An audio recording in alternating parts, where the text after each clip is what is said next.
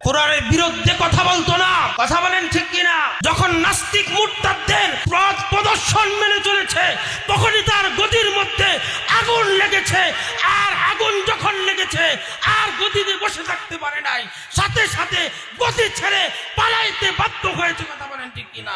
কত নেতা আছে দেখছি, নাম আছে, নাম দিলে না দিলে মাহফিল হবে না, পাশে এসে মদ খাইতেছে, বেটি নাচাইতেছে, নর্তকী নাচাইতেছে, নর্তকী নাচানোর জায়গায় তার সময় হয়।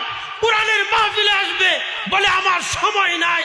বলি আমি ওই নেতাগুলাকে বয়কট করা দরকার। কথা বলেন ঠিক কিনা?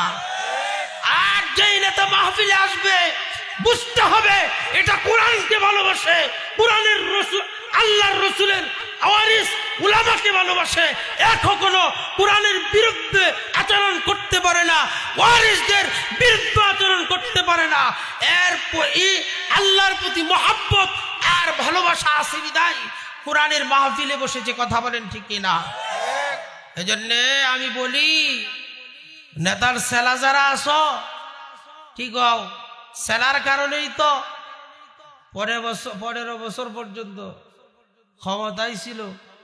সেলা ফেলার কথা শোনার কারণেই তো আজকে আর দেশে নাই। কথা বলেন ঠিক না বেটি?